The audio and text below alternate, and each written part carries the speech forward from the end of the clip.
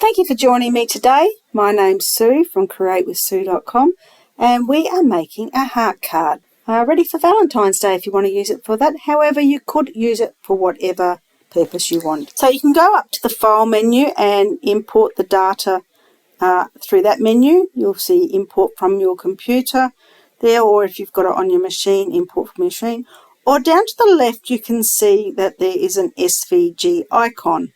This will bring it in quicker perhaps for you, and scroll down and find your file.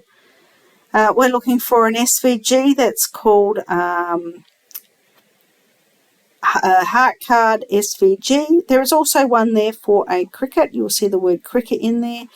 This is for Cricut users, so if you are using this on a Scanncut, please use the one that just says SVG. I'll also include an FCM file for you in that download. Make sure you unzip the file. Once you bring the design in, you will see that there is 3 pieces to the card. One is the base card, one is the dashed line, and one is the front piece. Go into the layers panel and you will see the 3 pieces.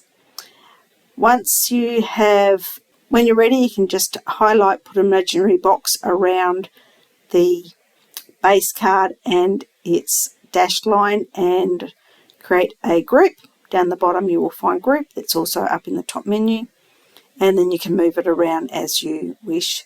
You could also, before you group it, you could change that dashed line to a draw line and use a scoring method to score the card. And I have a tutorial on that too.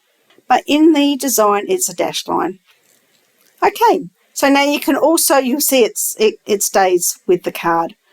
So also I'll show you how to send this. So you can actually hide the front part or hide the back part and send one at a time to your Scanncut and cut them out. I'm going to send them both together, and I will manage that on the Scanncut machine. So you'll know there's both ways you can do it. Depending on how you're going to take it there, via USB you would choose that top one, and the middle one is for wireless. I'm sending it over via wireless to my machine. And I'll see you over at the cutting machine. Okay, so we're at the cutting machine. So we retrieve the data. Now I sent it from Wi-Fi, so that little top pocket on the right, and it will load in that way. So you can see the card down the bottom. So I'm just going to go into the edit and delete that. So had you not sent it this way, if you'd chosen one of the other methods, you wouldn't have to do this. You would just get the piece, the item or the object that you sent, and away we go and cut it. So make sure your half cut is off and select start, and it will cut your design. And I might just speed this up when I edit this video. Okay, so it was finished cutting. Press OK and it will take you back to that main screen. And press the home button, and that will delete that part of the pattern and retrieve the data again. Whichever way you brought it in, you can choose the little pocket. That's how I did it with Wi-Fi. And now we do the same process, but just delete the other piece. So if which way you choose, and just go into the edit and delete and go OK. Right, now we'll go around and we'll go and cut this. If you'd done it the other way, you wouldn't have to do that step. It depends on where your location of your computer and your Scanncut is. It's just as easy for me to do it this way, saves walking backwards and forwards. So I've put my cardstock on, and I've moved that design up to the top because that's where I've located my cardstock. And once you're ready, go OK. And I'm going to scan the mat again because I'm just going to make sure I've put the cardstock in exactly the right spot. I don't want to miss the cardstock when you cut it. And this will bring up a picture of where the cardstock is placed on the mat, and I'll be able to do a final line up for it. And there it is. Oops. And just move that to a location that looks pretty safe on your piece of cardstock. And you're ready to cut. So go OK and choose cut and start. And I'll just run through this with it cutting out.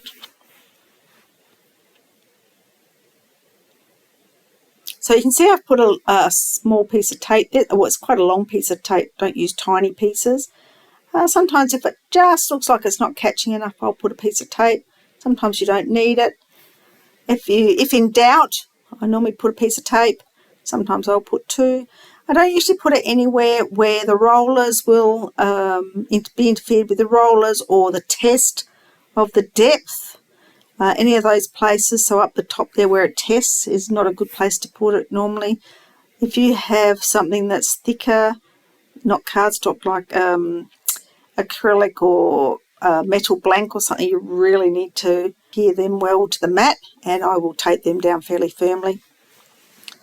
But for this, just that one little strip was just enough to give me a bit of confidence that it wasn't going to lift and move during the cut. And it's doing really well at the moment, so that's good. And I'll just speed this up.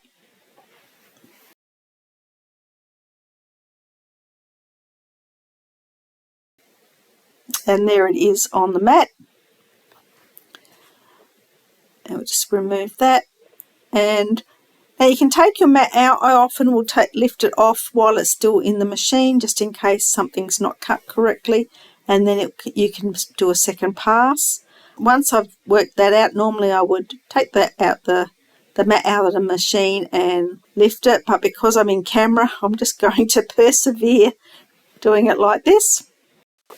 Now sometimes the edge of your card, this is fairly cheap cardstock I use, is a little bit rough after it comes out of the machine, and I just use my spatula just to flatten the edges so they've got a nice flat edge. You can probably just see that that's flattening out the edges of the cardstock, and it just works really quite well, just flattening it out with that. You could use anything else that you have. I mean, we should all have one of those little spatulas. Okay, and the top piece is going to go on that side of the card. Just line it, have a little bit of a look at it to see if it's going to be all right. Now I've pushed my backing out of the way, and I'm using art glitter glue. I'll show you the label, but this is the first time I've used this. And I have, if you're in Australia, it's very hard to get, you can't get it here. I had to bring it over from the US. I'm not sure how the UK crafters go with it, but I've been dying to try it, and I finally bit the bullet and paid the additional costs of getting it over to Australia. If you don't have this type of glue, most of your white clear glues are pretty good. I also like the mono glue that I use. It's a clear glue to start with, and you'll see that in other videos that I use. I'm nearly out of that one. So I thought I'd give this one a go. And it's got a nice fine metal tip, which is another thing I like, because when you go to do a little bit intricate things, it's quite difficult to get that fine line, and this is really one thing I liked about this particular glue, is trying to get into those small pieces. And it's pretty easy with the tip, so that's good. Just work your way around to all the pieces, so most of the edges are caught at least. Oops, I've come off camera a little bit there, sorry about that. I'll just pop that down. There it is, art glitter glue.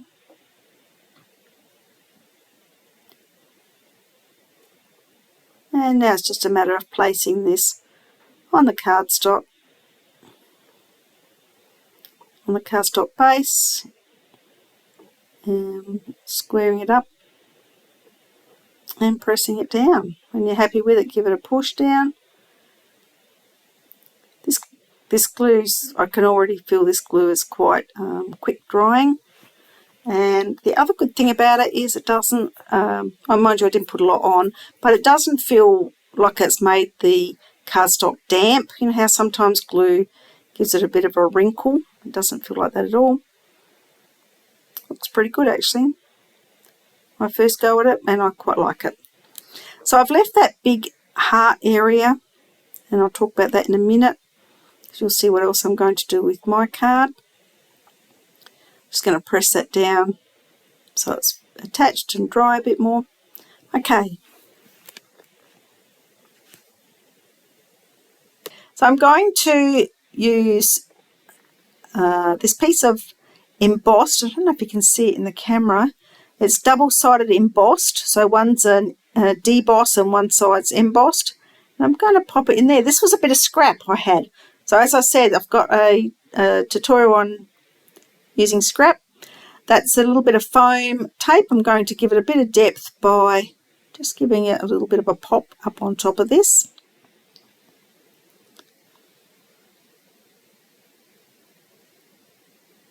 And I'll use these two bits and pop them roughly in the middle. Should be enough. So I've taken one side of the protective covering off, stuck it down, and there's the other side.